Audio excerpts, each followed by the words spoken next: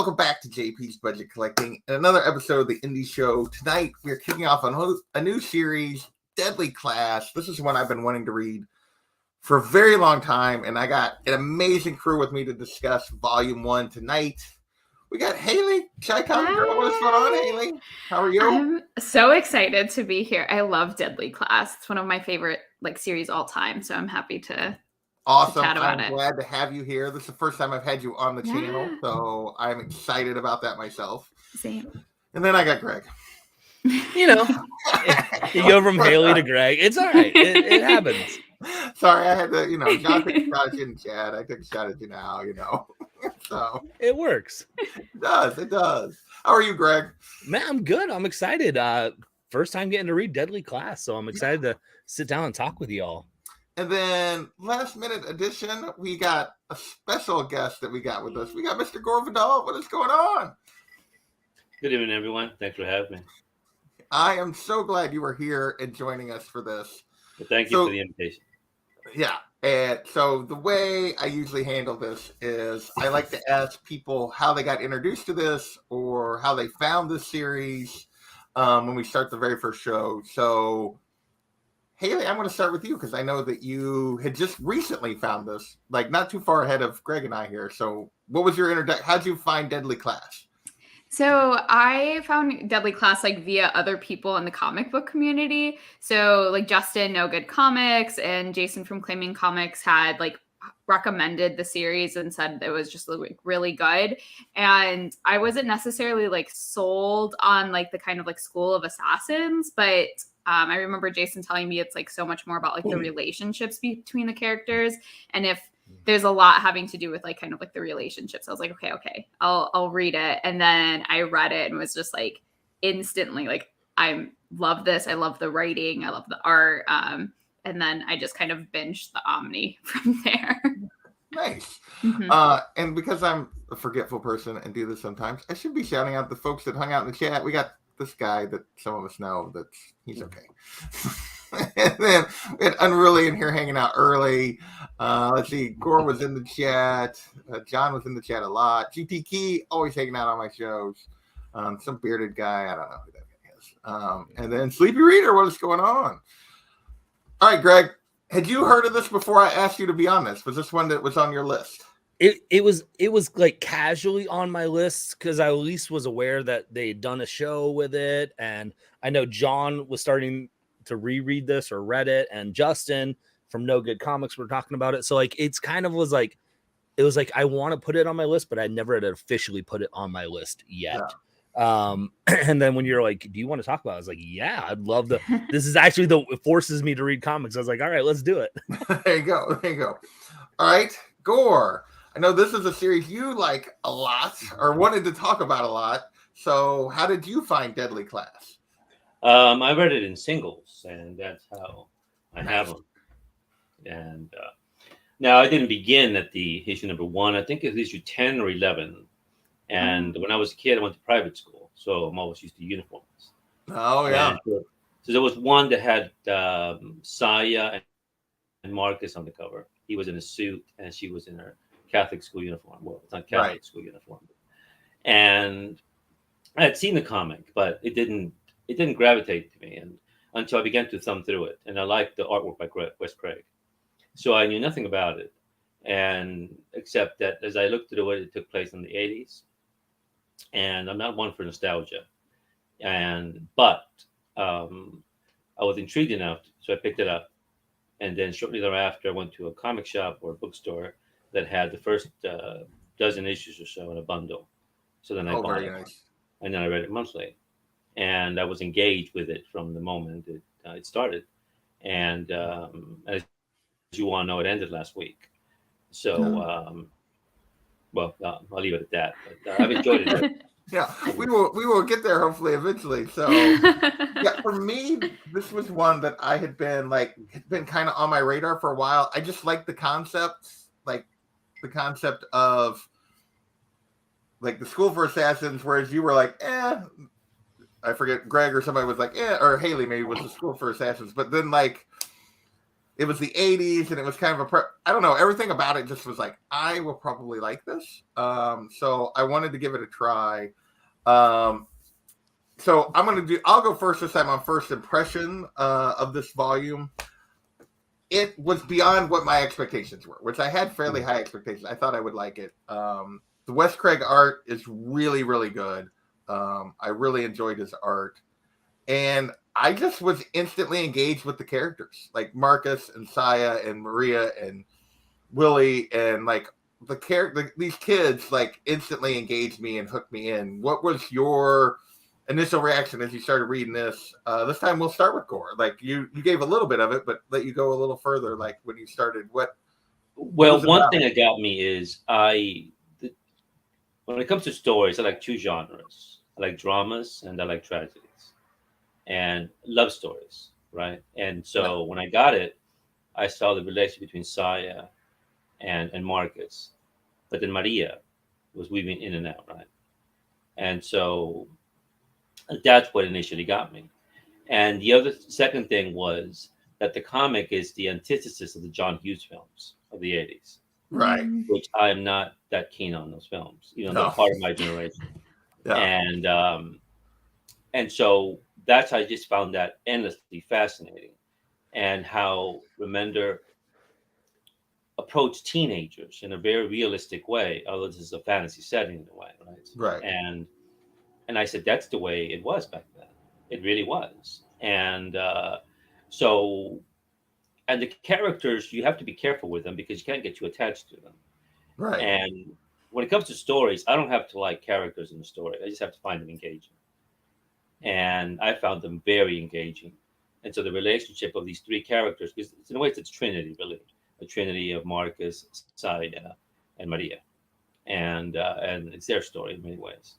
And so he was consistent. He was unsentimental in his writing. And again, it's the antithesis of the Pretty in Pink, of Breakfast Club. It's the complete opposite. It's more like The River's Edge, an early Keanu Reeves films. It's even darker than Heathers, a film that I do like. And it's closer to the novels like Lord of the Flies. It really is. It's much more in that vein. And yeah. Nice. What about you, Greg? What did you think of this first volume? What was your initial reaction, response to this? I was really, really digging it. Excuse me. Like I think Gore said, Wes Craig's art was fantastic in this. The layouts, the paneling of it, it was just, it captivates you so easily, and it was so easy to move through the panels and know where you're supposed to go. That first issue, basically, where it's going through Marcus's life and he's on the streets, it was so well written and so well crafted. Like the first issue I adored, and then as they start to get you into the school, I was like, okay, this is where it's going to start to pick up and build. I will say I fell off a little bit towards the end of the first volume for me. Okay. And I think, and I wonder if it's one of those, I have to try and step back from it a little bit, if it's more of my, my expectations I had for the book, because it departed really quickly in, I think, like issue 4 from the school aspect of, and they go on a road trip. Right. They go on it's like, Fear and Loathing in Las Vegas, right? Like acid road trip. And it just, it felt just disjointed for me for where we were going with the story from issues 1 through 3, that it took kind of a hard turn on 4 through 6 there. And I don't know if I disliked it, but like it was jarring to me from that. And I felt like I was wanting to get more into the school, and maybe I just had built it up into my head more of, I want to see the aspect of the training of these teenagers in the school of, like a Harry Potter wanted, or, mix of that type of stuff of training these young assassins. So I was really enjoying it. And then I was just kind of like, I don't know if I love it like I want to, where they started to take it. Yeah. All right. Haley, what about you? What did you think of this first volume? So I agree a lot with what Gore said. And what's really funny with Greg, my favorite issues are 4 through 6.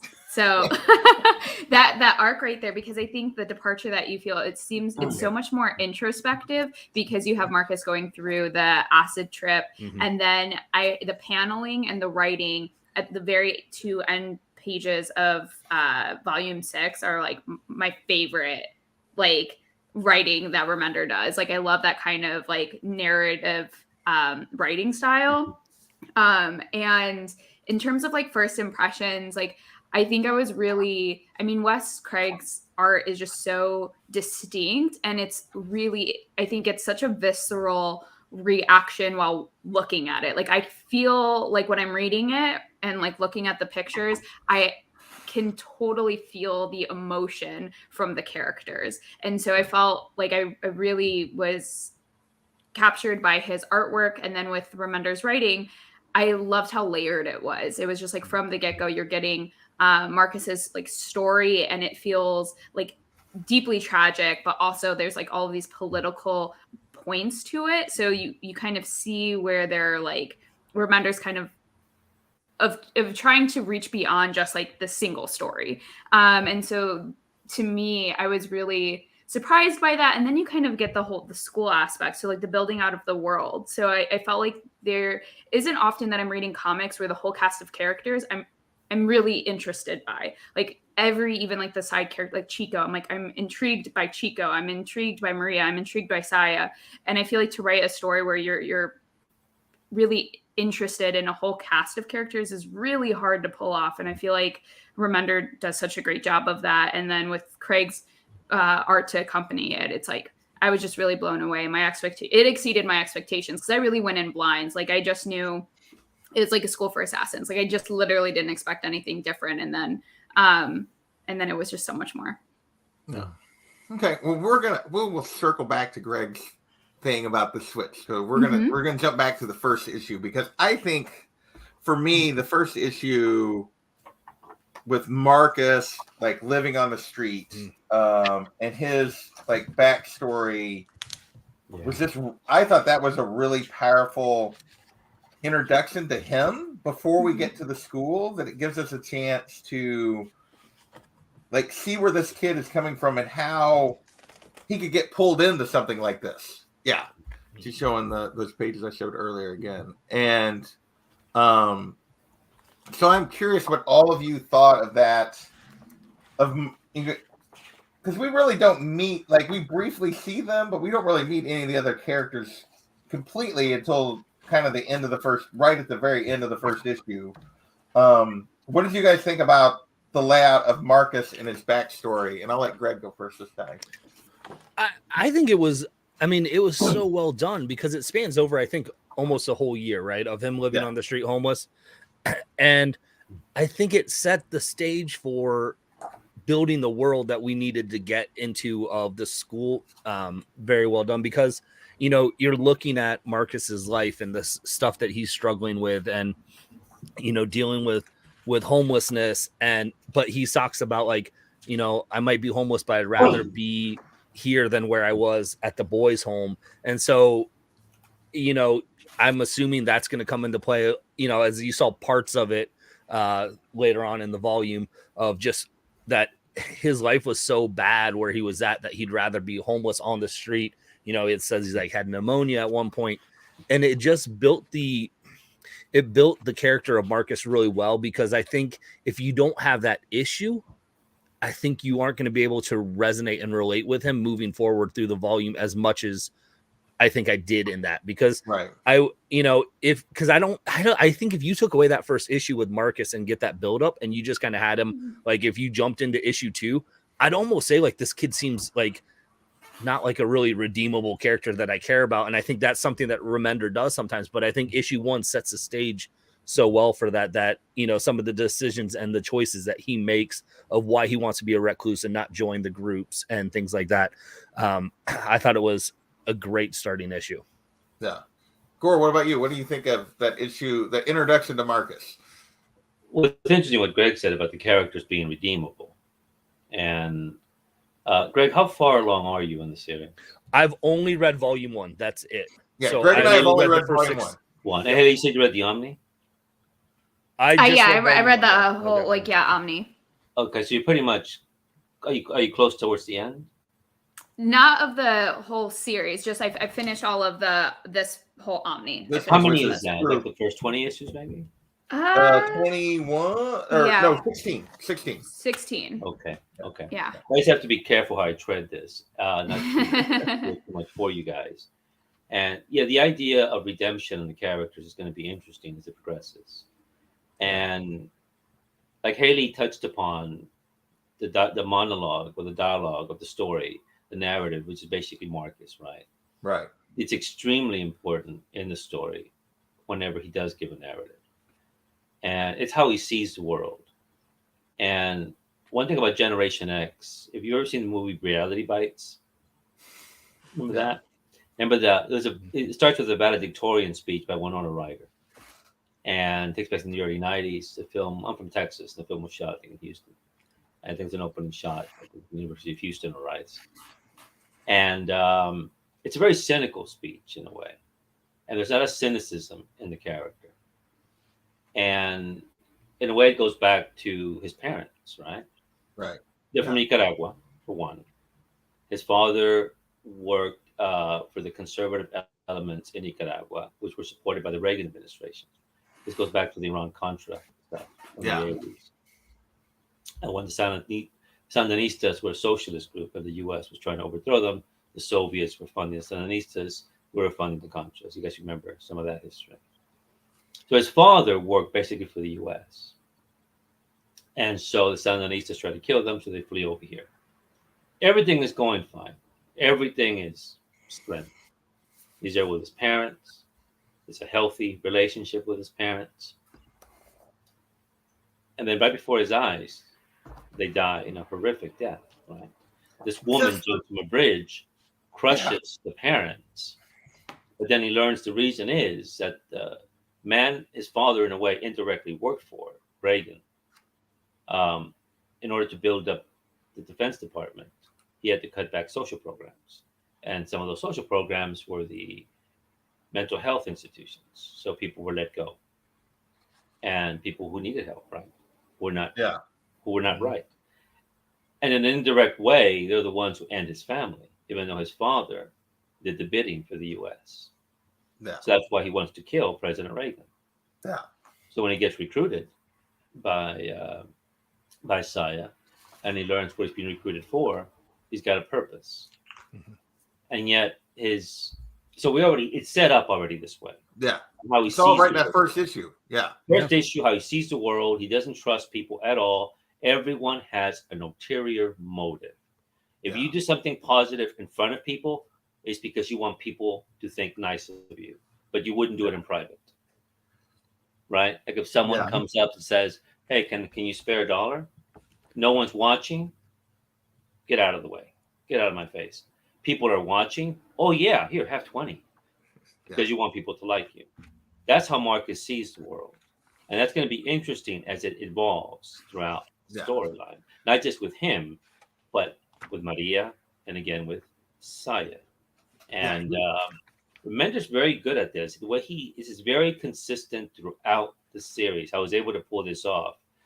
And like all of you have touched on, he's very good at picking artists to work with him. Mm-hmm. If not Tokyo Ghost, Black Science, or Low, that he's got this vision as a writer, and he finds an artist that can execute that vision of the printed word into a work of art. Yeah, and he did like that sets up like the later conversation we haven't got to yet, but like his whole conversation with Willie when he's like when they're on their assignment, and it's just like, and he's just giving him all this information. It's like, and Willie's just like, why would you tell me all of this like the whole time? It's just. What did you think of it, Haley? What did you think of the introduction to Marcus here? I mean, so I thought, again, just like agreeing so much with Greg and Gore on this of just like how great the setup is, and you get so much information about the character and his perspective. But also something that I thought was really interesting is right in the beginning, you get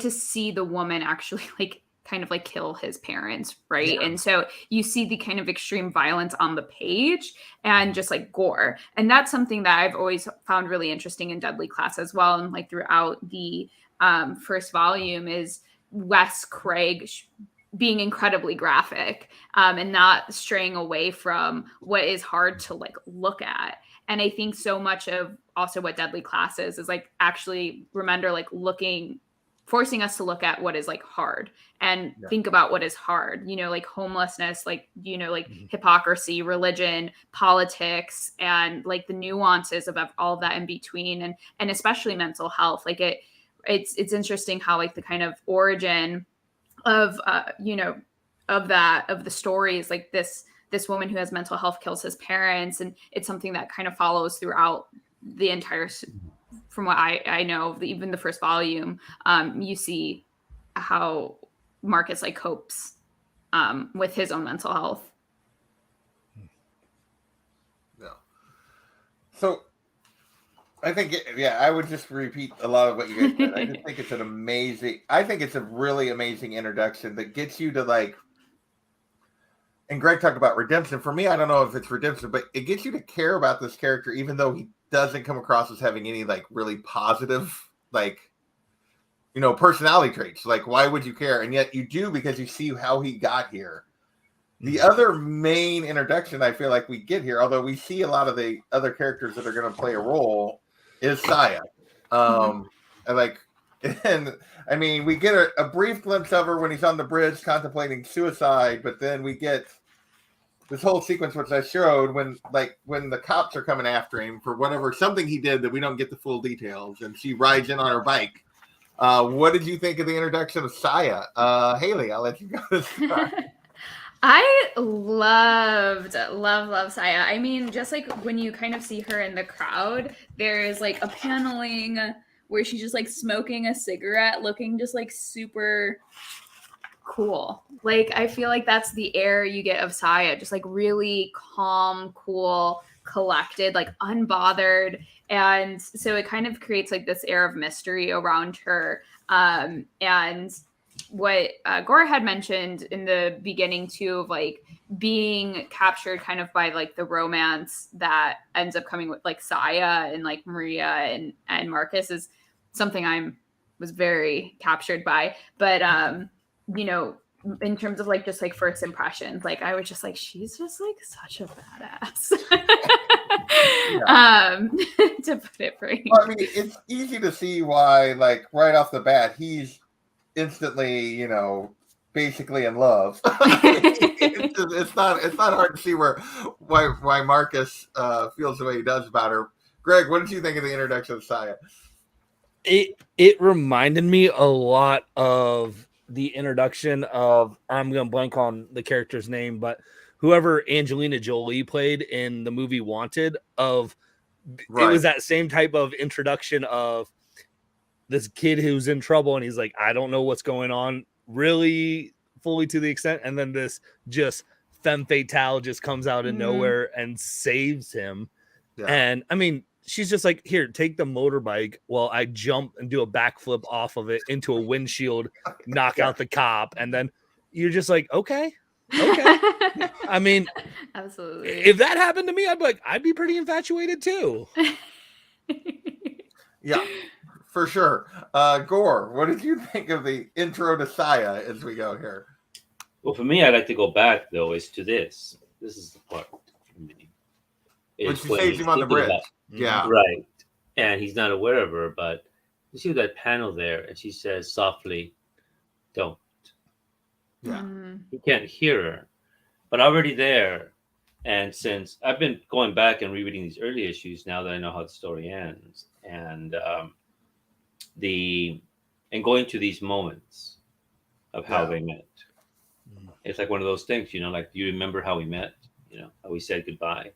Do you remember that you said you loved me, or maybe you didn't, or I wanted you to lie to me, and you did, because I wanted to be lied to. It's that sort of thing that goes throughout this story with Saya and Maria, and then when she does in fact say them, it's like, here, get on, you know, just get on. And and she saves him. But as we learn in the story later on, there's a reason why. But like Haley touched upon, there's a coolness to her of a detachment. But as you will learn as to the family history of Maria, of Saya, it's I don't it's some well, it's almost as tragic, maybe more so. You'll see, or less so than Marcus. Yeah. And there's a coolness to, but each one has a goal. Each one has an ambition of some kind, and Marcus will play a role in that. But the idea of emotions will get caught here. There's emotions and there's the intellect, right? Yeah. And how Saya sees things, what her plans are for the future, what Maria's role is, and what's going to happen with Marcus. And then how Marcus deals with these women. And like JP, like you touched upon, you're right. There's a lot of things to dislike about Marcus. And that's what I like about this story. Again, it's like reading a novel, a literary novel, where the characters just engage you.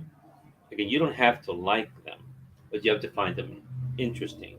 And yet there is a morality throughout the novel. It is actually the comic, it's actually a very moral comic. But it says things we don't want to say. Because again, this is a book basically about Generation X. It's almost like an indictment about Generation X. It was supposed to do the things right, the baby boomers did not. But will the characters fall into the same trap of the baby boomers, the generation before them? Yeah. And why do they do that? Is that something human? And if you do get out of it, what do you do? And but yes, so anyway, Saya's introduction was dramatic. It was wonderful, and and she takes him to the School of the Assassins, which Greg you will see a lot of as the series progresses. So there'll be a lot, maybe more than you want. Be careful what you wish for. Be careful. I'll hold you to that. I'm like, oh shoot. Maybe I want to go back on that acid trip again. Shoot. Be careful. Well, one more thing I want to say. Do the paperbacks, do the trades, do they have the letters pages at the end? Yes. They had the letter. At least this one had the letter in the front. Oh yeah, the letter in the front. And then it had Remender's. It had Remender's letter in the back. Okay. The afterword. Do the subsequent have though how he responds to people's letters? No. No. Okay. No. If you ever find the singles, because he responds to everybody's letters, and according to him, when he was 16 years old, he had left his family. He was living on his own. He was I think he was homeless at one point. He lived in Arizona. And much of what happens in these first issues actually happened to him. And he used it for fiction, but much of the violence, the way he deals with the drugs and everything, he actually happened to him, including being assaulted by gang members and nearly killed, which he used in one of the stories. And so this is a constant thing in the afterwards. Why if you find the singles, which I guess I didn't have it there, is the people write letters, and the letters are very passionate. People were really engaged with this. It seems to have really touched the nerve with not only Generation X people, but with millennials. The millennials, I noticed, because they would say how old they were. Yeah. Were just riveted by this. And one final thought regarding this is that regarding mental health, the Generation X were the ones that broke the bridge between, do I discuss my feelings? Do I keep them to myself? Previous generations, you don't discuss with it. There's a problem, you deal with it. You move on. You accept it. Don't complain. Don't whine. Don't be weak. You know where I'm going with this, right? Yeah. And Generation X was that bridge of, do we do that? Do we bring in? And now, the present is much more open about these things and say, no, we need to address these issues. We shouldn't be ashamed of these things. And this is something that's going to continue throughout the comic, where he begins to address these things in the comic subtly. One thing about the comic, it's not preachy. It's certainly all these layers are all there. When the reader finishes, you start thinking of things like, why am I thinking about this? Oh, because I read something in a comic. And so yes, it's a very thought-provoking comic in many ways, as well as a good read, basically. It is, and fundamentally, it's entertaining. So yeah.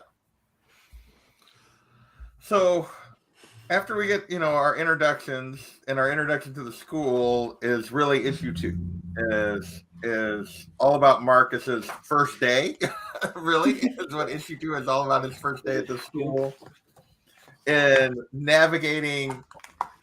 And it's just funny because it's any kid that gets moved to a new school, navigating, figuring out the cliques, figuring out, who the people are, where you fit. And he's trying to find, at one point, like, he tries to find the at lunch, he goes and finds the other, like, ones that don't want to hang out with anybody, that group, and and finds the bullies, finds the kid that gets picked on, and all of this, like, except it's a school where they might actually kill you instead of just, like, pick on you. But right.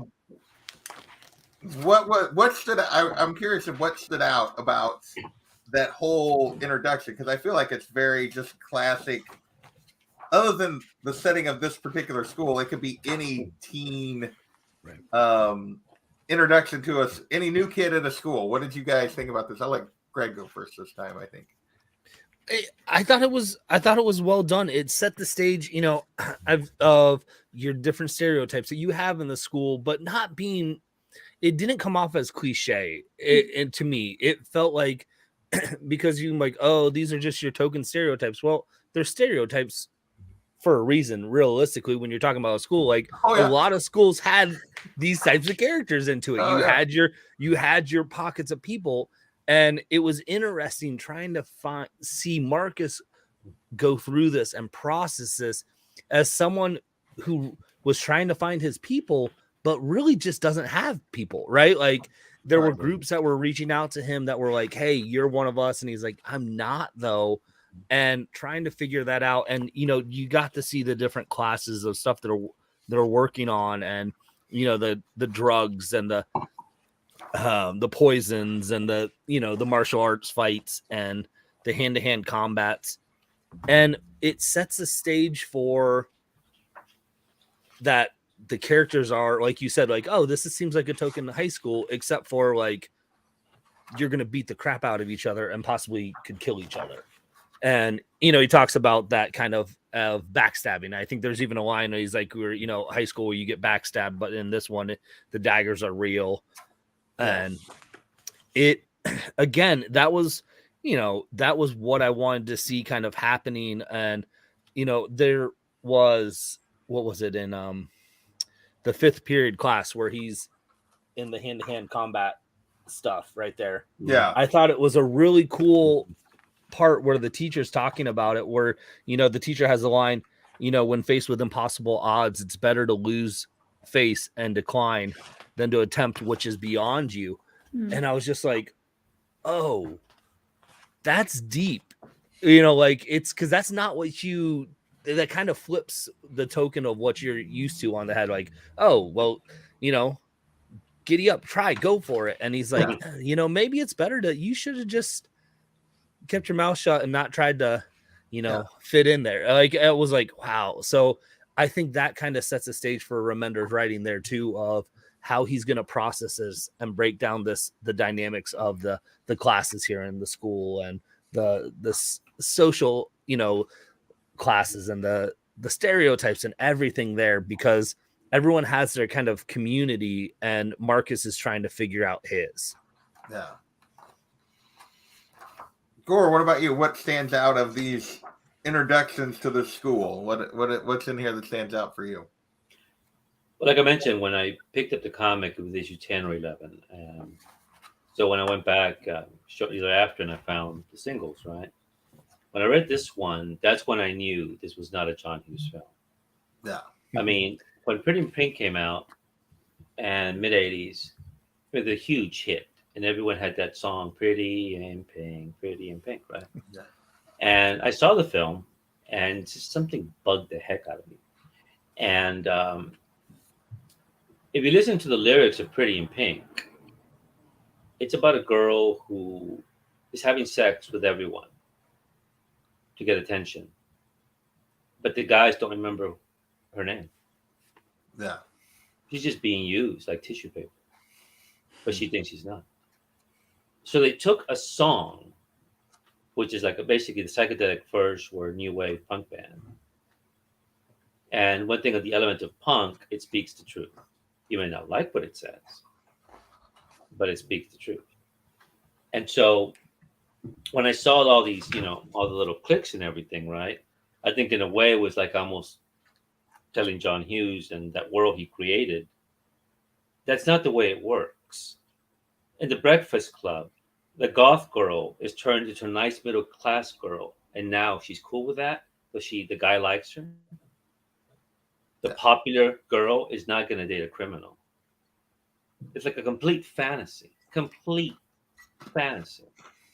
And those were the things I didn't see that initially, but that's what bugged me. And over time, everybody said, "Oh my God, I mean, this is a fairy tale," and that's what John Hughes is selling. Yeah. And in Ferris Bueller's Day Off, you have that character, right, who's the most popular guy in the school. He gets away with everything, but that can be dangerous in a way. You can see it here when those kind of kids get into power. Now there, he's a benevolent guy. He's happy. Everyone seems to like him, except for the school principal and his sister. Again, Ferris Bueller. And but that's when I knew this was going to be something different. It was not going to be something for nostalgia. It was not going to be something that was going to tell me what I wanted to hear. It was going to make me uncomfortable, make me think of how it was back then. And it was not going to be sugarcoated in any way. And that's what you're in for from here to the conclusion of this series, which I hope you guys decide to stick with it. But just be ready, don't get too attached.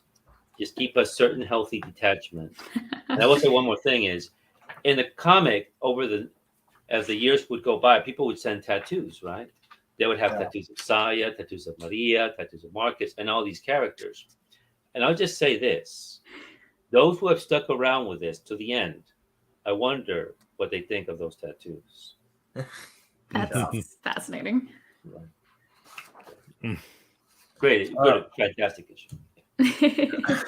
Well, I think it's absolutely a fantastic issue, and Nicholas mentioned Maria's introduction here. We really get we get Maria's introduction, and then we get we get a lot of the other cliques and stuff. Haley, I think I kind of skipped you here, but what did you think of this whole introduction to the school in this issue? I mean, I loved it. I think for me, what I really enjoy about certain comics is if you can really build out the world and build it out right and make it immersive. And that's what he did. Just like within that issue, it was like quick, but like detailed. And I love the page where you get introduced to all of the cliques of the school. And just again, the way that Wes Craig draws, everyone feels incredibly distinct. And so you can almost imagine a kind of personality for each of the characters right off the bat. And, I think with the whole day, you get also more insight into Marcus, where he tries to save Shabnan. So you get kind of this, like what Gore was talking about, the morality piece of like him trying to be this good person. I think he kind of flip-flops between like who he wants to be and who he sometimes often just feels like impulsively who he is. Exactly. Yeah. And I, again, going through the different periods, going through the classes, it was all just incredibly fun and really did a great job of laying a foundation. Now what I won't be able to get out of my head now that Gore said it is this like comparison to the John Hughes movie, or that being like the antithesis. I love the John Hughes movies, but that's very on brand for me.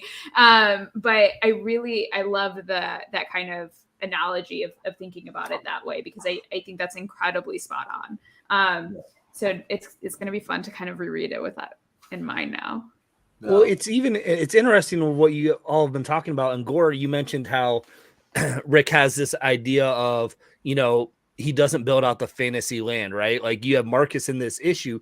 He saves, he tries to defend the kid, in the shower scene. And he's like, and then when they're trying to pick classmates at the very end of the issue, partners to team up, he's kind of like, I think he probably naturally assumed like, well, oh, I defended your honor, when you're getting beat up. He's like, hey, you want to be partners? He's like, oh, I'm spoken for already. Like it's that detachment of like, oh, he's not going to be this, at least from what I've read, he's not this like, I'm going to be your now at your beck and call, your humble assistant throughout high school to your buddy, your what's his face to Peter Parker in the No Way Home, like your Ned. I'm not going to be your Ned.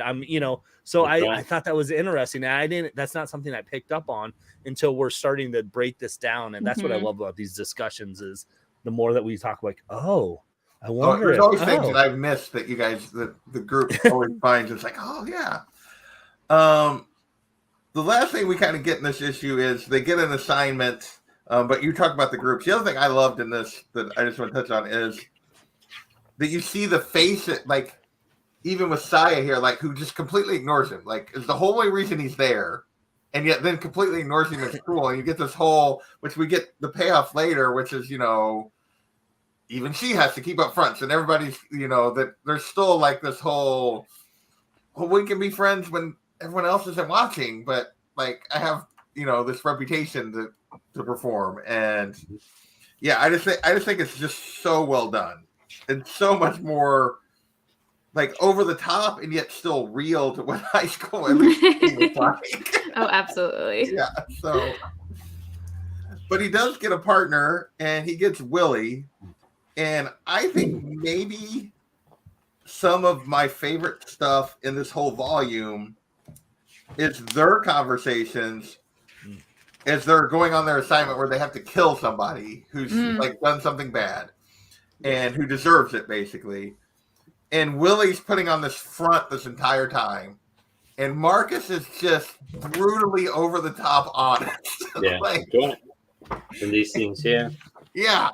I just love that whole sequence where Marcus is saying all these things and Willie's just like doesn't even know how to process that he's being this honest with him and they just met. Okay. Like he's like, I don't know, it's hard to express honest emotions and be fearless. And he's just like. And before the third issue, just really quickly, we get Chester's introduced. Oh yes, Chester. I did forget Chester. Oh yeah. I feel like that. This guy. That whole ending scene, I definitely want to know everyone's thoughts.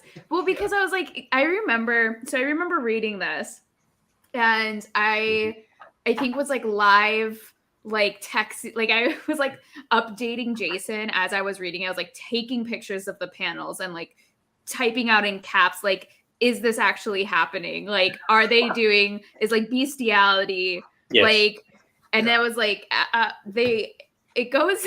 I was just so shocked. Like, I think like to have, and it's like you're 2 issues in, and like that's what you get introduced, and you're like, oh wow, oh wow. Like that was my reaction. What did I want to? I'm very curious as to how like you guys like took those like final pages in the second issue. I got that's where that was. I was thinking it was a little later, but yeah. I was trying to figure out if it was because it's how it's broken up in mine. Is there's like a blank page that white page like, ends and so it's like probably like the end credit scene, but because then it's like up. Issue 3 is the Max Willie and him. That's how it ends. So it does end okay. I read it twice from kind of like the idea of going, wait, no, they didn't, like they're insinuating it, but I'm like, oh no, there was no innuendos there. Like that's what's happening. Yeah, and then it's because it's like almost like it's insinuated when they're in the boys' home, that like kind of flashback. Is that in the first? That's in the second. That's issue. In the first of the second issue. Yeah. The very first page of the second. And then issue. They like reconfirm it there, just in case you were not clear. And that was so.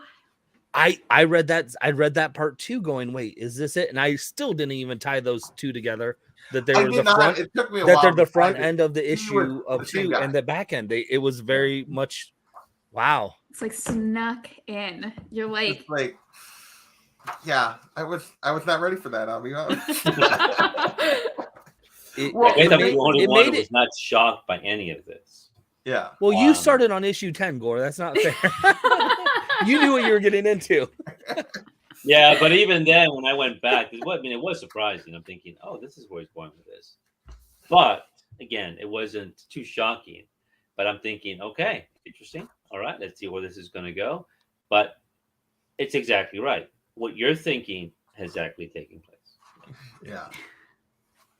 It's crazy. Sorry. Well, and it's funny because you see that clearly, like once you register it's him from the beginning of that issue, like that it's his old roommate from the boys' home or whatever, Mm-hmm. that you're like, clearly something happened and he's blaming Marcus for something, whether like, and we won't, I'm sure at some point we'll see what Marcus did or how much of it was actually his fault. And maybe all of it. I don't know. Like I could see it all being his fault, that he could have done something on purpose. But this guy was effed up before he phically was effed up. Like he was already like, Oh, absolutely. And that whole, like, it definitely, I don't feel like this is a spoiler, but just like goes deeper into that storyline as the series goes on, which is just, again, incredible. Like the series is like a hold no bars type of series. Like I feel like constantly you're just like, oh, will they? And then they do. Will they? Yes. Yes. Just like an automatic yes. Yeah. Like I said, you have to be ready for the series. I mean, they're going to go in a direction that if you don't like these kinds of stories, I mean, at this point, you already know what you're in for. Yeah. Yeah. I mean, at this point, and so just at this point, you shouldn't be surprised. But if someone comes in thinking this is going to go a Jeff Lemire route, right? Lemire always will have things working out in a much more positive way, or the characters, they won't go in. Lemire would never write a story like this, right? Yeah. Neither would my doppelganger, Brian K. Vaughan, right? Sorry, I won't say it 3 times because like Beetlejuice, and he may appear.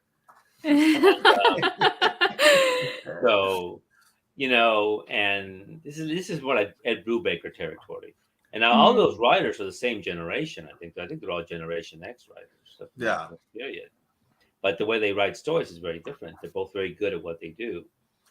But yes, this will go in a path into the heart of darkness. It really will. And the characters will be tested.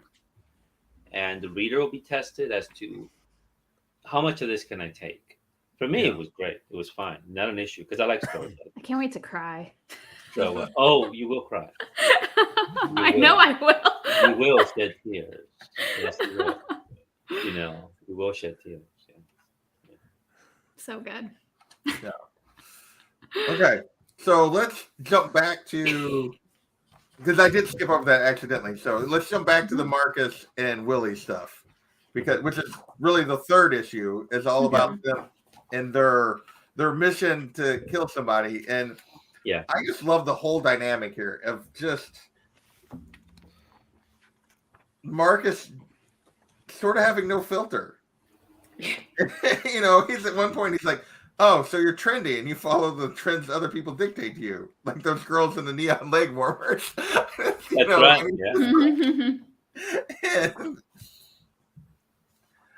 And then, but what we see here is that Willie puts on this front, whereas Marcus is just kind of letting him see all of it, only for us to discover that no, it's all just a front for Willie. He's never done any of the stuff that people think he's done, that he's been given credit for, at least according to what he says here. That it was his uncle, and that when the time comes, he can't kill the guy. And so, what did you guys think about Willie and this, just the conversations they have and this whole thing? Because for me, it was maybe my favorite part of the whole volume.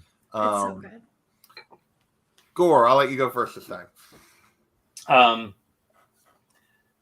Well, in a way, you guys have touched upon that because it reveals a lot of the worldview as to how Marcus sees the world. Yeah. Everyone has an ulterior motive of some kind. And Willie says, that can't be right. So why are we friends, right? And some of this is basically the posture you have, the image people see, what you want to have. And in Willie's case, he's supposed to be some big gangbanger. Yeah. But we learned that he's actually not. And with Remender, everything has a purpose. He's going to follow up on this down the road. Right. So there's a reason for this. and his relationship with Willie will get very complicated. And these conversations that you're having will resonate as the series progresses, as the friendship continues with these two people, and also how it sprinkles itself among the other characters. But for me, basically, when I read it, I really enjoyed everything you guys have touched upon, especially JP, about the way the world view of things. Because now that you mentioned that, is when I think about Maria. Maria is basically, she's from Mexico, right? And when she comes to the country, she's a little bit older than Willie. I mean, than Marcus. So in a way, she's got the view of a Mexican of a certain time in a certain place, and not a city, view of things. And so when I read it, since my family is from Mexico, although I'm an American, I could understand where she's coming from. And in a way, the way she sees things is quite different from, I don't want to give too much, but how she sees things is very different than Willie, than Marcus, and with Saya. It's an interesting perspective that she has, but it has a lot to do, I think, where she came from. I don't know if this was something intentional from Remender, or the fact that he just understood what this would mean as a writer for the character coming, an immigrant, basically of an older age, although little Marcus, but basically when he's so little, by the time he grows up, he's basically an American. Yeah. Right. With Maria, though, you do sense that she still has values from another world, an older world. Yeah. And, but yes, that's how I saw it. And one thing I will say, which is in the second issue, and too many comments. Okay, the second issue, one thing I will say is there's a playlist that Remender will sometimes have. A playlist for the character. Oh, yeah. You guys have that? Oh, that's fun. No, now I need to get the singles. Dang it. I've been like slowly trying to collect them. I need to go look through them. Well, if you don't mind, if you indulge me, although Maria's is not here, he has a soundtrack for Marcus, Saya, and Willie. For Marcus, at least for this issue, he has the Smiths. What difference does it make? Psychedelic Furs, All That Money Wants. The Pace Mode, But Not Tonight. Love and Rockets, Waiting for the Flood, Marcus. Saya, David Bowie, Panic in Detroit. The Pixies, I've Been Tired. Oingo Boingo, We Close Our Eyes. Dramarama, Anything, Anything, I'll Give You. And as for Willie, Public Enemy number 1. Eric Rakim, Paid in Full. Too Short, Freaky Tales. And NWA and the Posse, 8 Ball. And it has all the rest of the other characters. But Maria's not in here for some reason. I looked in the other issues. Maria's soundtrack, at least for this issue, is not here. And you'll have this in the back. You'll have music that go with the characters or with the issue. But it's interesting what he picked for these at this point. And as you know, many of these are the new wave post-punk bands from that era, which were not popular at the time. MTV wouldn't play many of these, as I remember. And if you live in smaller communities, this music wouldn't be played. You have to go to a big university, like Austin or Houston, again from Texas or Dallas, to hear this music. The rest of the world didn't hear these because radio wouldn't play this. Yeah. And so it's interesting that what Remender was listening to in the 80s were bands like this. Very cool. This is again issue number 2. 2. Okay. Anyway, yeah. Thank you. Now I do have to go back and get the singles. There's so much in the. I just like want to go listen. Thank goodness the TV show flopped, so that way I can get issue 1 of. I never saw the show. So, yeah, the show is pretty pretty well done and like very accurately cast. Like I was really impressed. I watched the show and I was like best at like one of the best adaptations I have seen of it. Like just like and it didn't go anywhere. That's surprising.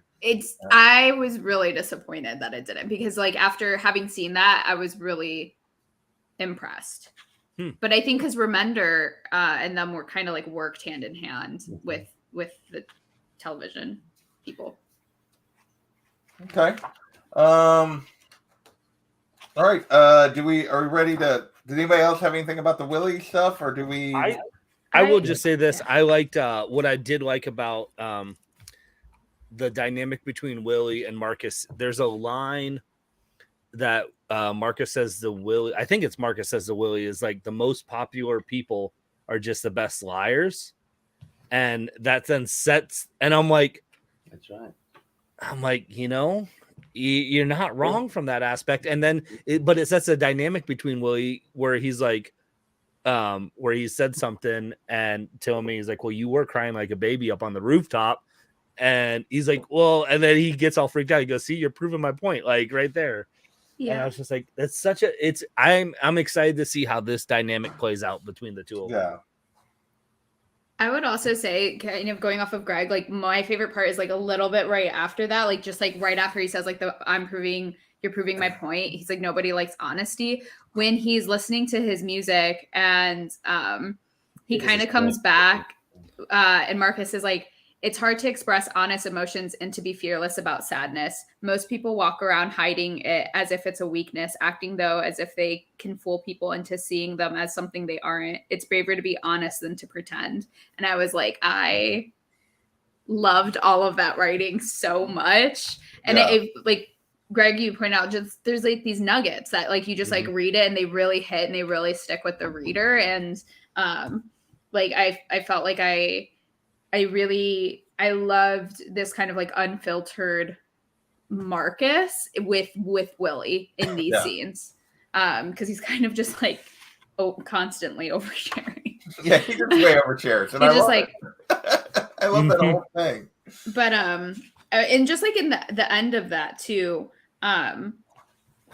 like really seeing like Willie struggle with trying to kill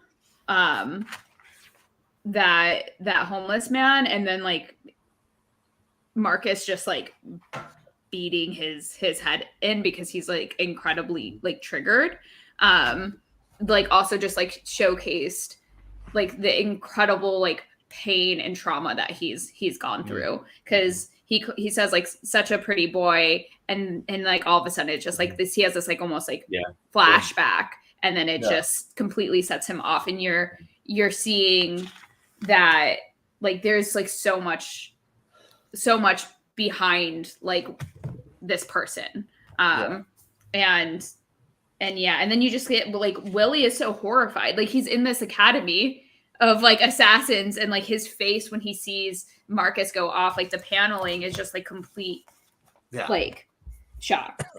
And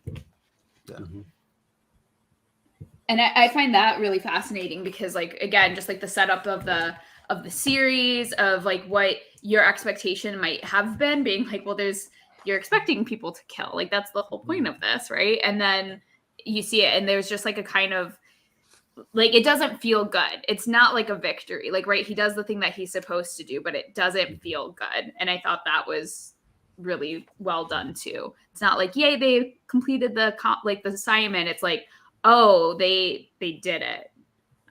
It's left feeling kind of gross. But what I like about that is that what he kills the homeless man, right? And then he justifies it because he says that in fact he was the one who had committed those war crimes. But it's not exactly clear that was the case. And that's what makes him almost at this point, Marcus, again, as a reader, you're thinking, why did you do that? And that's why, again, but I think it's realistic.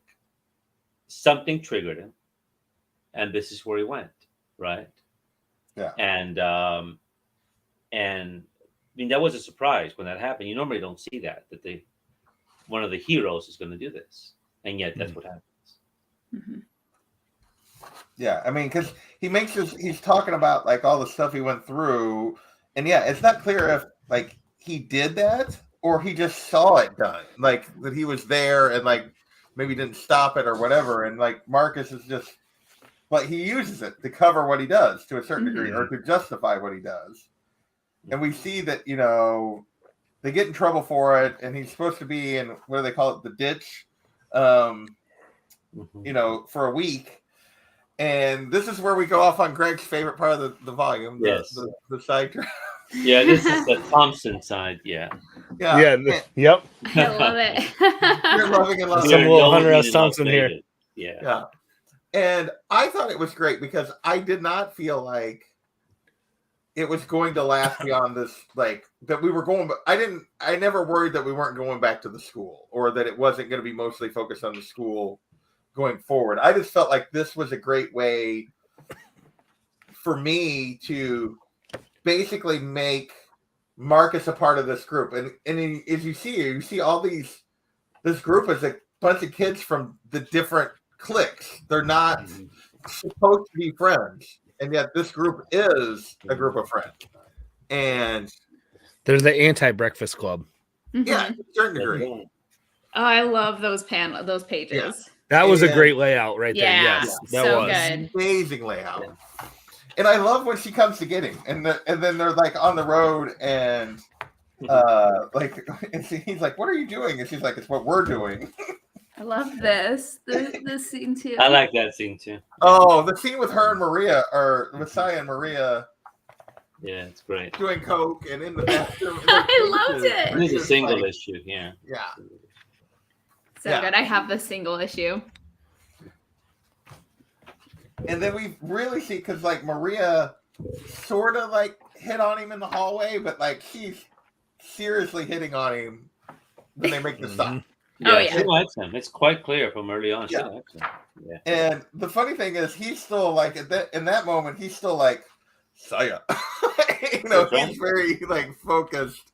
He's on a one-track mind at this point. Oh, absolutely. Which I'm so here for. Like I like at this point, I was definitely like, I remember feeling very visceral. I was like, I need Saya and Marcus to be together. And I remember reading, like, I liked Maria's character, but I was like, God, like, I really need Maria to step aside. That was like my initial reaction. That's your initial reaction. This is a darker version, or you are a Betty or a Veronica. Yes, it is. That's right.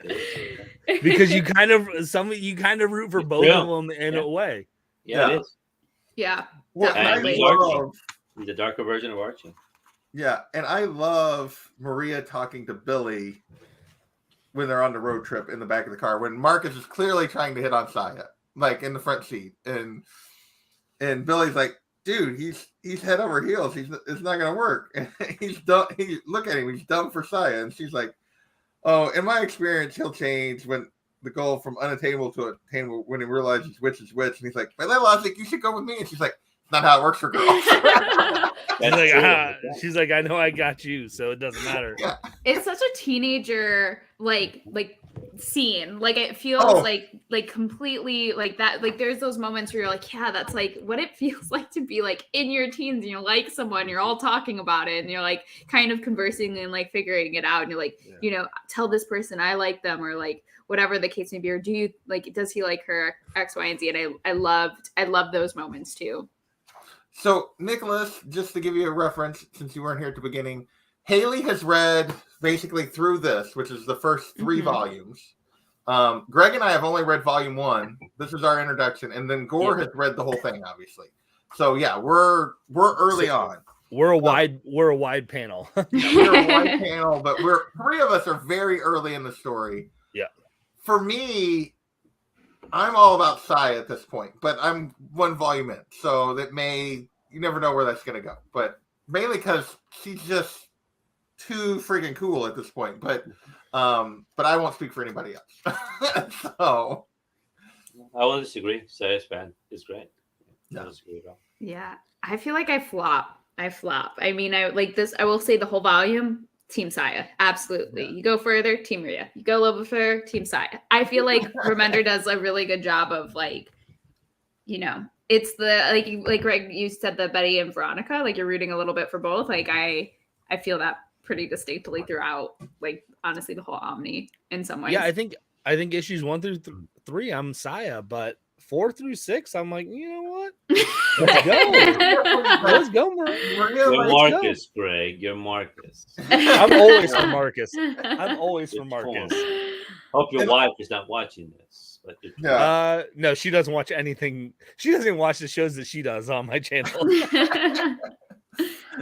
So, yeah, they're on their way to Vegas to kill Billy's dad, or to make Marcus kill Billy's dad, which is an interesting dynamic that they're like basically like, because Marcus did kill somebody already, so they're making him do it rather than any of the rest of them do it. Hilarious. But I well, love no, they think. Remember, they think it's established in the first or second issue that he's some major killer. Yeah. He's got a reputation even before. Yeah, we don't yet know what his reputation is exactly. You'll find out what that is. Yeah. Yeah. And it has to do with F-Face, as he's known. F-Face, the goat lover. Yeah. The animal. Mhm. Yeah, because Was it it's clear, like he comes in and they make a statement about half the school's afraid of you, half the school wants to like fight you, and it's like, wait, because they clearly recruited him because they were watching him. That's right. So he has a reputation.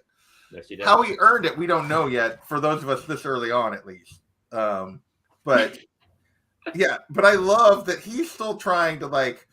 I love the whole comment that he had, like the scene at the Grateful Dead concert. Goes back to his whole thing where he's talking to Willie about how, you know, we put on this front, you don't need to impress anybody, but yet I do. And like, yeah, he gets the acid strip and he's like, I'm the acid king, you know, because he thinks it's fake and he does like 6 and it's just like. I love that like Saya and Maria were like, give us your money, we will get you the good drugs. And they're like, no, we don't need you. And like absolutely they get like these like totally laced drugs. And then I don't know about anyone else who's ever read this issue, but the 1 hour later panel, I heard it in the SpongeBob voice. Like 1 hour later. Yes. And what was it? He's like under the car, the digital mountains. Like he's lost it.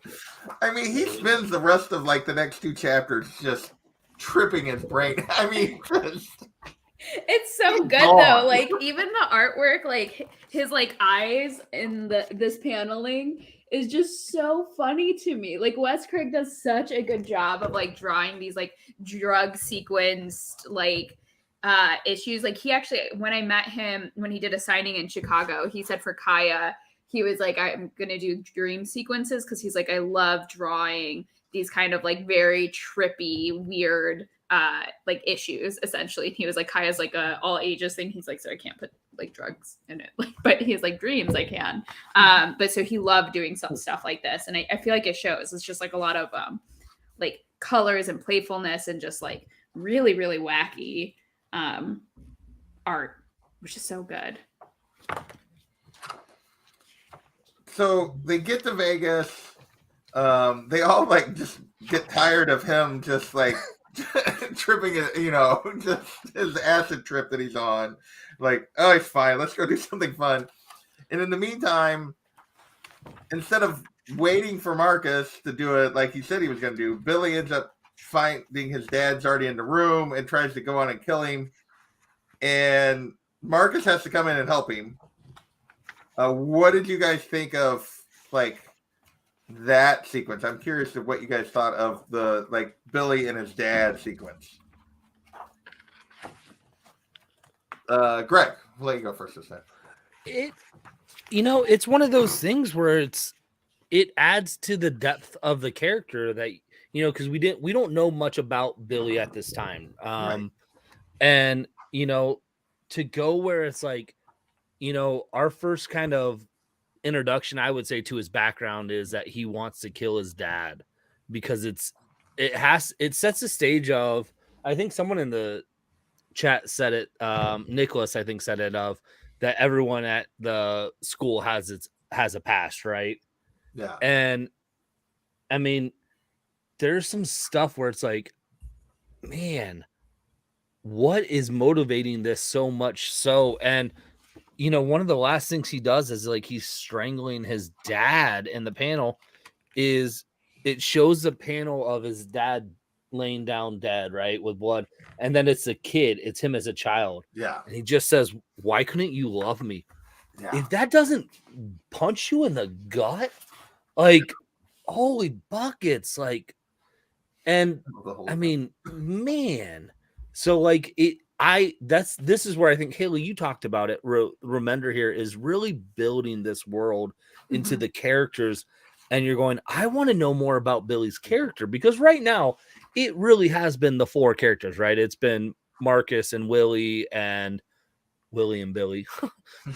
But you know, and then Maria and like Maria and Saya, yeah, like it's been those 4, and now we're starting to see more, and you're like, I'm so intrigued to know about their past and to know about why they're there and what baggage they're bringing to the table, to make them make some of these decisions, because we're getting into some intense decisions really quick without knowing why they are. And I said it earlier, and you know, talking about the redeemable characters.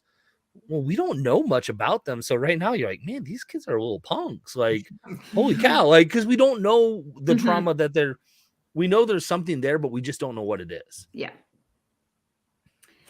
Just to go off of your little like that panel right there, what I also loved about the like Wes Craig is you could have the slip where you're seeing it through Marcus's eyes and he's on a trip, which is why you get to see Billy as a child, because you're seeing it through the perception. And I love that, because it's not just like putting of that visual, like a child like laying over their father saying like, why couldn't you love me, to just like get an emotional reaction. There's like this like, right, like you're on this trip and that's how he's viewing it. And then there's that. I just felt like the intentionality behind it was really powerful to me, where it wasn't just like, I'm just trying to get you to like cry. It's like, here, like, let me build out this whole backstory that allows us to get here too. Like, I feel like some writers and artists aren't as intentional as that. And like that to me was like what I think also speaks to how good all of this is. Yeah. What about you, Gore? What did you think of this? Well, basically, you can't go home again. Yeah. You can't go to the past. You can't go back. Sometimes parents do not love their children, and or don't love them the way they should, right? Right. Yeah, because you kind of see both sides of it here. Is because his dad, when he has him on the ground, he's like, all I ever wanted was your obedience, and then calls him a peckerhead or whatever. But you couldn't even succeed it, and before Marcus steps in, and it's like, but Billy's response is, I never asked you for anything. Just why couldn't you just love me? And it was, it's just very, and we don't get the full background of exactly all the stuff he did to him, but it's just clear that, there's a lot more. This wasn't a casual decision to like, I'm going to go kill my dad. It's just like, there's a lot going on there. And this has been building up, this type of anger, this type of resentment with him. But in a way, you're going to see that with some of the other characters down the road. With Marcus, it's already been taken care of because his parents are gone, and he loved his parents. But there are others that have siblings, that have family members, step parents, and this is going to be something central. And one thing about this is going to happen is the issue of love and the issue of conscience. When love doesn't work out, it can become bitter, it can become hater or hate, right? Yeah. But also love can cloud your decisions. And also, if you have a conscience, your conscience could be your Achilles heel. Could be the thing that gets you killed. Or even though it's the right thing to do. And the characters are aware of this. And they're going to be tested as to what they're going to do.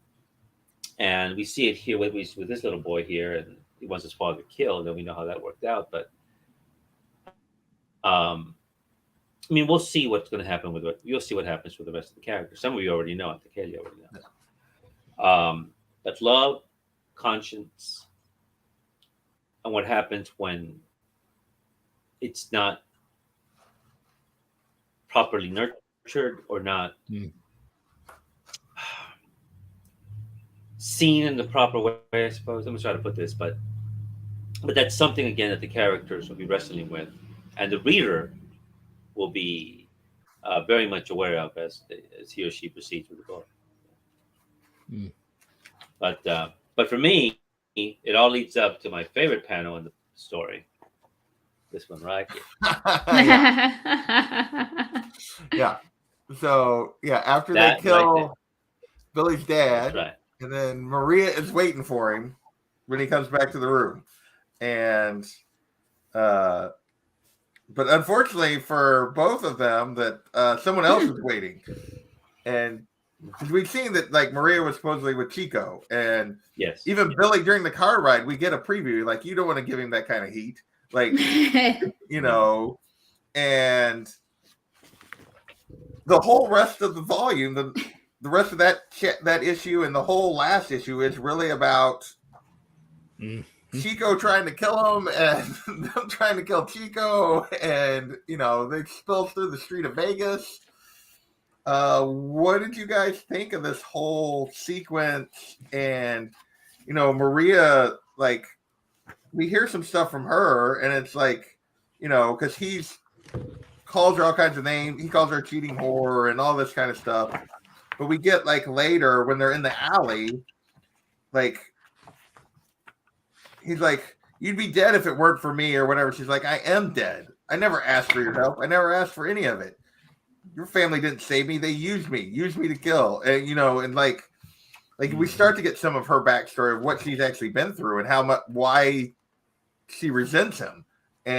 But what did you guys think of this whole sequence with Chico? I'm gonna let Haley, I'll let you go first this time. So something that I like, I mean, there's just so much about the whole sequence with Chico that's just like so good. I think there's, again, the parts where that reminds you that they're kids is just so good to me. Like, I love it. Because like, just to really quickly go back to Billy, you see like him kind of freak out, like, what did I do?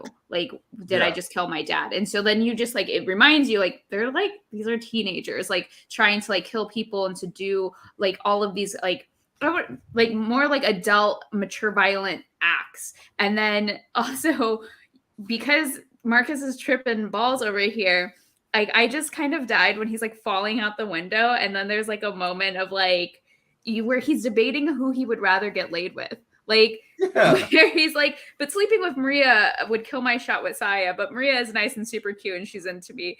And then, it's just like, dude, you just like are falling out a window. Again, he's like on drugs, but a little bit. Am I in midair? Like, yeah, it's just, and it's such a like boyish, like, like he's never had sex before. He was just about to get laid for the first time. So that's like what's on his mind. I find it so amusing. There's like all of this like humor intertwined in this like fast-paced action. And I mean, I loved all of it. Like, I loved the art, just like kind of the craziness. I think there's because again, he's still drugged out. So there's a panel with like the chocolate or candy crocodile talking to him. Yeah. And yeah, I mean, I loved it. I think this just like really showcases how awesome Maria is. And, she kills Chico, and again, like, it's just adding to the backstory of like, you thought that they were together, and then you're kind of realizing there was like, obviously incredibly toxic relationship and a power dynamic, and she seemingly might have been trapped by him, and Chico is just like not a good dude overall. But and then it's just like bloody, like you get the like sounds and like the blood coming out, and it just it's good. All of it's so good. Yeah. So I really liked all of it. What about you, Greg? What did you think of this whole sequence? Yeah, I mean, I just want where is it? Russ Wooten? You just brought up the sound effects and stuff. He did the lettering on this. I mean, they literally dedicate an entire page to a word. Yeah. And like that, but that's so well done, I think, because like you don't give up a page for an all black page that then just says crack unless you're really trying to sell that sound effect. Mm-hmm. And, and you see that throughout the fighting because, in the panels before that, it was crack. And then they're just like, no, we want you to get this. Like, dude's broken. Yeah. And so like shout out to the letterer there because that was well done. And I think he also says logo design. Yeah. So it is, again, I don't want to say I didn't like issues 4 through 6 because I do, and I think the more we talk about it, I like it. But it was just such a departure from what 1 you were through hoping 3 for, was. or what you were Yeah. expecting. And I'm okay with that from the idea of, I don't remember who said it, of in 4 through 6, you really do get to see the dynamic of the relationship between the group more. Yeah. And you get to build out to, you saw who Billy is a little bit, you see the Archie aspect of him trying to figure out like, oh, which girl do I want to be with? But you get to see even more so of who Willie is as a person, like where he can save, his, they're, I don't want to say friend, but they're pretty close to being friends already. And he doesn't have that ability in him, and he's at the school for assassins, and like he has to do dead to rights, and he can't do what he needs to do to protect his, his friends. And it's such an interesting idea to see, I think I'm assuming, I'm putting my own interpretations, that we're going to see more of this, of where the lines of right and wrong are blurred and blended a lot more here, because, you're like, oh, well, she was cheating on Chico. At first you're like, oh, well, I'd be mad too. But then you start to see, as they're fighting, Maria and Chico, about the dynamic that she's like, what do you like? Your family used me like as someone. And so you're starting to see like this, it's messy. And life is messy, and teenagers' lives are messy because of emotions and hormones, and they don't know how to process everything. And it's just instant reaction. I think that's a very real thing with teenagers, of they just make a decision based on emotion right off the bat. And then they second guess, or they question, or they struggle. Like you saw that with Billy, he had that idea that he wanted to kill his dad. But as soon as that happens, and he did, but then you see him dealing with that and processing it and trying to figure it out. I think we're getting to unpack these characters a lot more, and to see the messiness of teenagers who are basically have the license to kill, like that's, and how dangerous that is in a teenager's, that you are training them to be like this, and that they have this ability. And it's not clear cut, right? Like it's not, there's stuff where you go, I don't know, I side with so-and-so, or I side with this. And I thought the paneling with Chico and Maria there at the end, of their tension that they have, is like, I just sense there's going to be a lot more of that in the book, and that's where it's going to be more intriguing as we expand out into this world. Yeah. All right, Gore, what about you? What did you think of this whole 2-issue sequence, almost issue and a half fight sequence? Let's see. Haley, does El Alma del Diablo resonate? Not as much. Okay.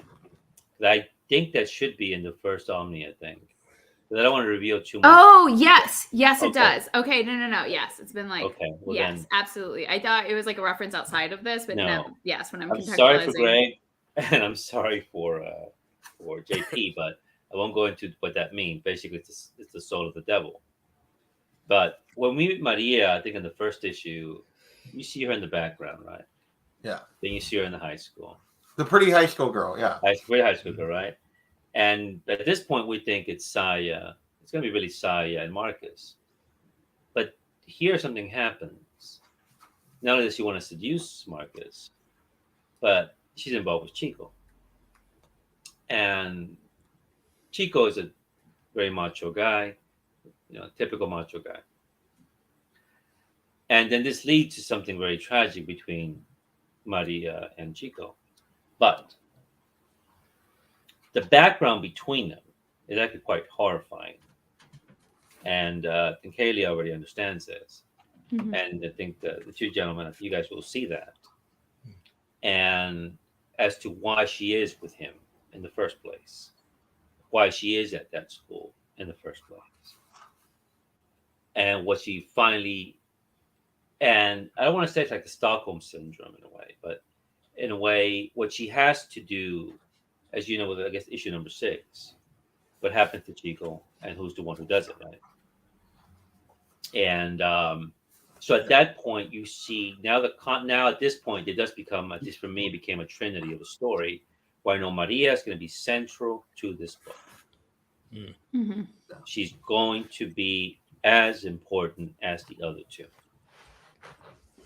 And what she did, and then when we learn her story, it's going to add a whole nother flavor to what you just read. And regarding what happens with him in the fight scene with Chico, and basically, again, the comic, right? If you don't mind, I'll just read what Remender wrote.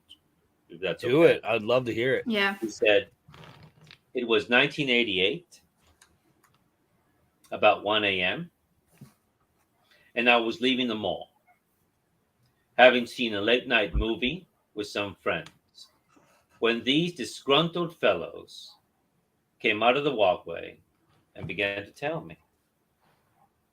I wasn't excited, but was even less so when they began asking, "What are you looking at, white boy?" That's never a good start to a conversation. I responded by informing them I wasn't looking at anything. But by that point in time, they were rushing me. I managed to run, only to be hit by a truck, driven by a middle-aged guy who just didn't want to be any part of it. In fleeing the scene, he backed his truck into me, allowing the kindly gangsters access to my face.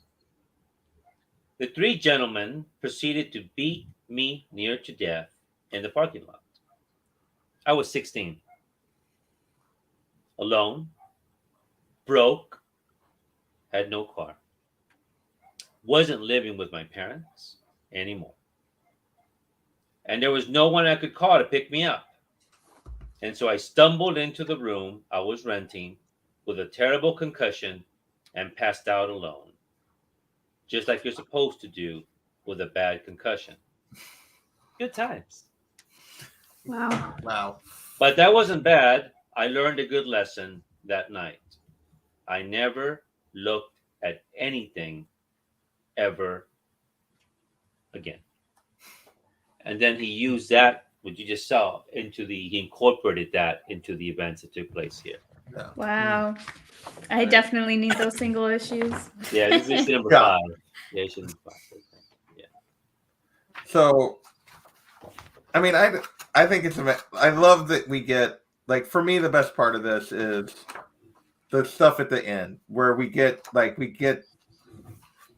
some context to Maria and what her going, even though we don't get all of it here, but we get a little bit of the context. And I think for me, that's the best part. I will say, I do want to point out, like, I love how the fact that he every page or two, he throws in just a moment to remind you that Marcus is tripping during this whole thing. Yeah. Like, the chocolate bar talking to him, and when he's hiding in the dumpster, he's like thinking about being on a beach with Saya and drinking French fries.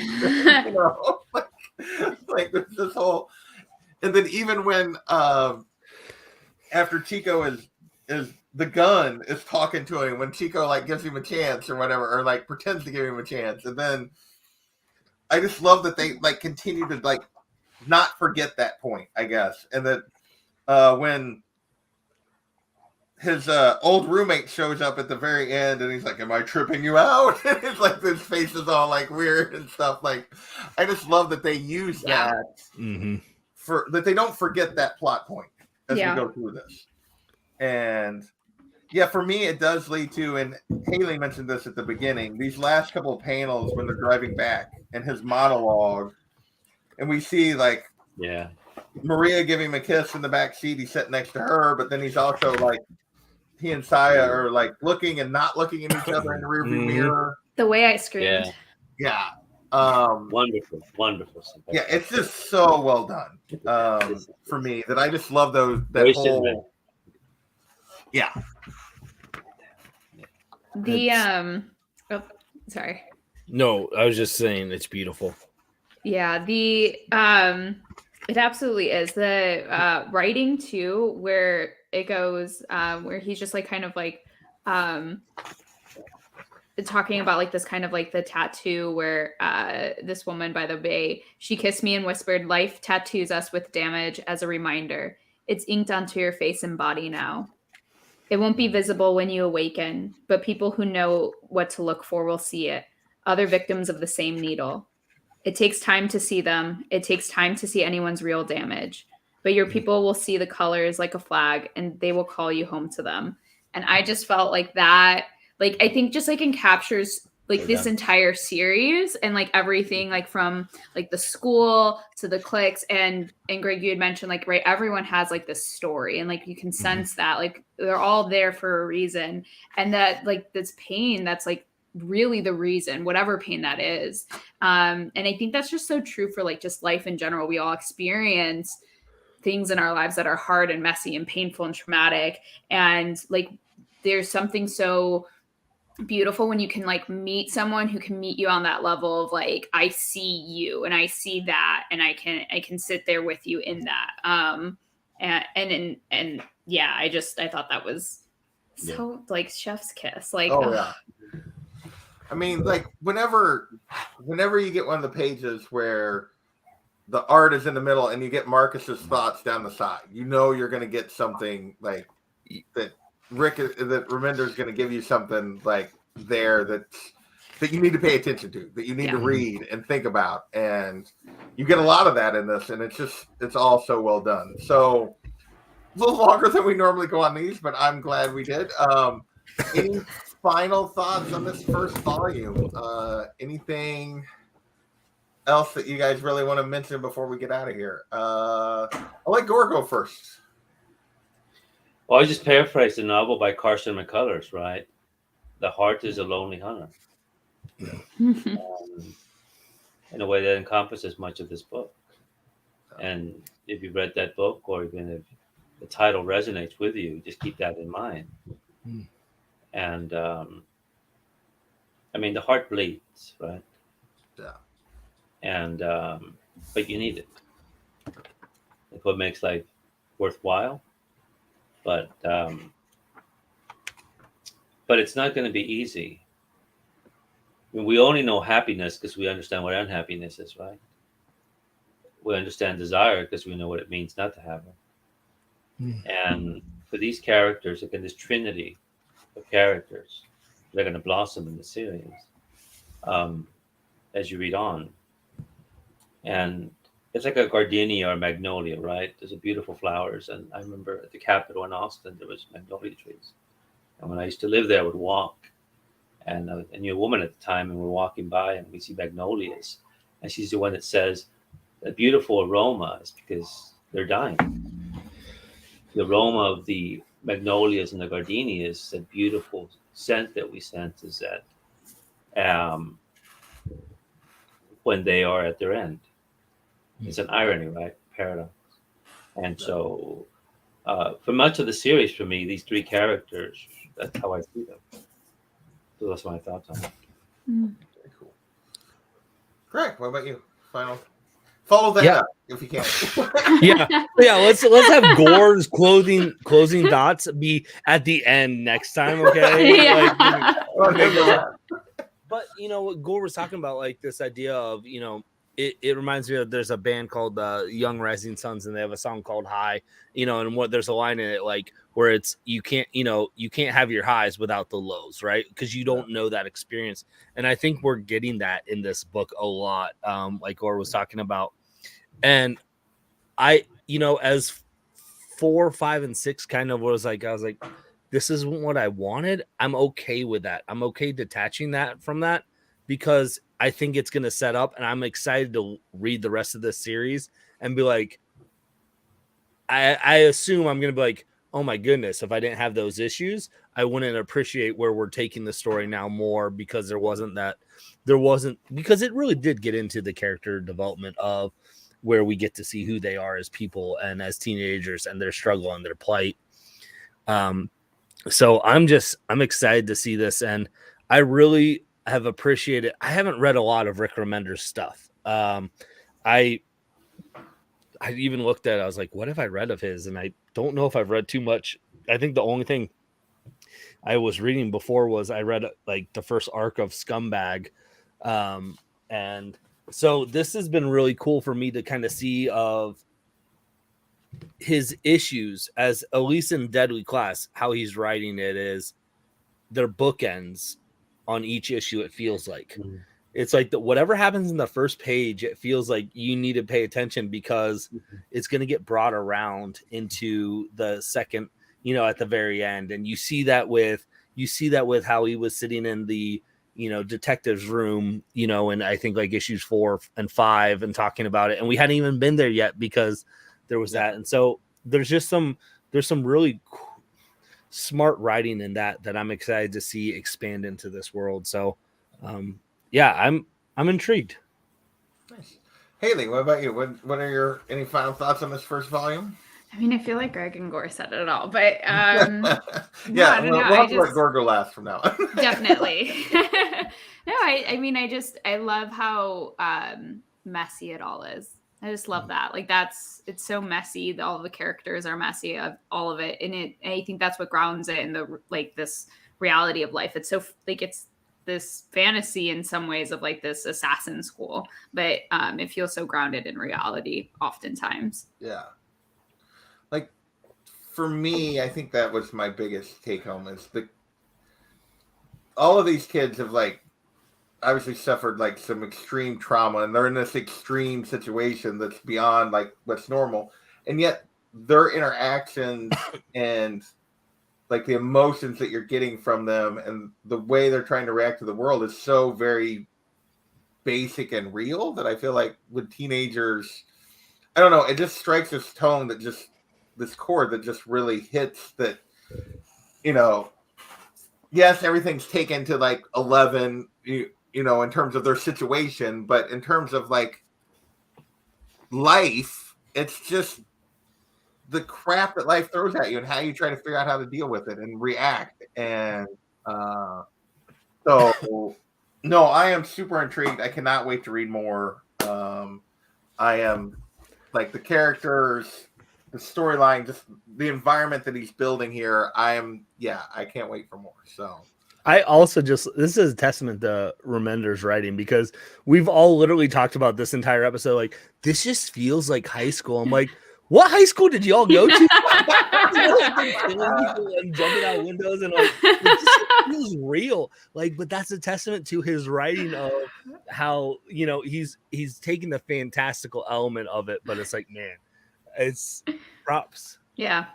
That's so true. Well, it's because you don't really want to say that like, oh, it's like true to life, but it's obviously this very extreme situation, but yet a lot of their reactions in terms of how they're interacting with each other and their emotions ring true, I guess, is what I'm right. trying to go. Yeah. In a way, it's a microcosm. I mean, it's 14 and 15-year-olds, right? But in a way, it's for society, for the adults, really. Yeah. Because in a way, they are acting like nations act, like countries act, how leaders act, how just corporations act, how just people act in general. And it doesn't really say, I put this, again, it doesn't exactly say things we want to know. Here, and we want the world to look like this. And one thing about children and teenagers, they're children and teenagers, but we were little savages, some of us at that age. And that generation from the 70s and 80s, can be really cruel, Yeah. And yes, these are assassins, but I mean, you guys know, or you guys are younger, but you guys do know, and you know people, and it was an era of no seatbelts. It was an era you don't wear pads. It was an era where if there was bullying at the school, you just deal with it. You fight it out. You don't complain. You don't say anything about it. It was an era of, it was not glamorous again, like it was not. It was a tough time to deal with. Yeah, and you see that in the book, and you see that in the comic. And in a way, it's just like a microcosm. So in a way, he does not sugarcoat children, because they're children, really. They're teenagers, right? Yeah. he doesn't make it seem like, oh, there's no. Whatever innocence they had was, they never either had it, or if they did have it, it's not what we think it is. I mean, again, we think about it when we were young, not that we did those things, but we were capable of them, we thought about them, or we knew people who did them. Yeah. You know? Well, and it's the one interesting thing about Gen X, and I'm very much on the young side of it because I was like, I'm young for Gen X, but we were latchkey kids and we were on our own. And there's so many things that like my parents just turned me loose to do. The kids today would never, you would never do. Yeah. And riding in the back, we would go all kinds of places in the back of the pickup truck, just sitting in the back of the truck. Okay. And and with my friends, and there would be yeah, it was just crazy. So the dad apparently says it's time to go. So we are going to get out of here, but I want to thank you guys for watching. This was amazing. Thank you guys for joining me. I appreciate it. And we will be back with more Deadly Class at some point. We're not sure when, but we'll see. Thank you. Thank you, everyone. You have a good night. Later, everybody. Bye.